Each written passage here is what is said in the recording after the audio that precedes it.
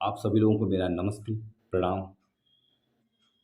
दोस्तों, आप लोगों को बताते हुए मुझे बहुत खुशी हो रही है, बहुत खुशी हो रही है कि मैं अब अपने इस चैनल पे एक नई चीज़ शुरुआत करने जा रहा हूँ। जैसा कि आप मेरे चैनल का नाम जानते हैं, एक्टर सुशील विश्वकर्मा।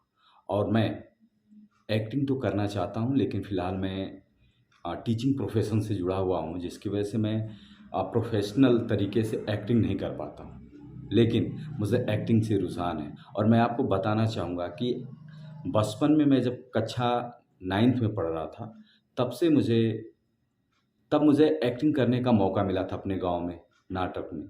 और तब से मैं लगातार कई सालों तक गाँव में नाटक किया और नाटक करने के दौरान मुझे लोगों की वाहवाही, लोगों से अच्छी प्रशंसा, सम्मान जब मिला तो मेरे मन में एक एक्टिंग के प्रति अच्छा रुझान पैदा हो गया और तब से मैं प्रयास करने लगा कि मैं कुछ एक्टिंग सीखूँ। लेकिन मैं बता दूँ कि गाँव में होने के कारण मुझे एक्टिंग के अच्छे इंस्टीट्यूट नहीं मिल पाए, अच्छी शिक्षा नहीं मिल पाई, जिसकी वजह से मैं पिछड़ गया। हुँ?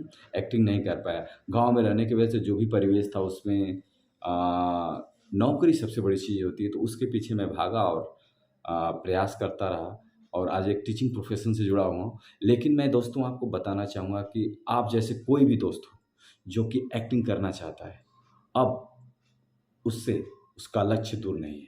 वो एक्टिंग सीख सकता है और क्योंकि उसके हाथ में मोबाइल है, बहुत सारे लोग यूट्यूब पे आपको एक्टिंग सिखाते हैं, ठीक है? तो उसमें घबराने की कोई बात नहीं।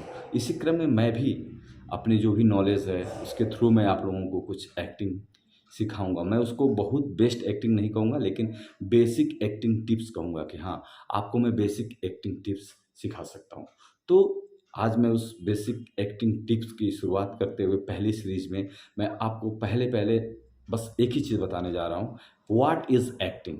मतलब एक्टिंग क्या है? मतलब अभिनय क्या है? तो मैं आपको बताना चाहूँगा दोस्तों कि सिंपल सी लाइन है, to portray a character is acting. To portray a character is acting.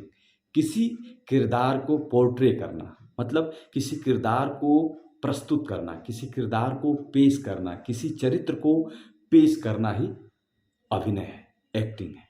दूसरे शब्दों में हम कह सकते हैं किसी कथा को किसी कथा को प्रस्तुत करना, किसी कहानी को प्रस्तुत करना अभिनय है।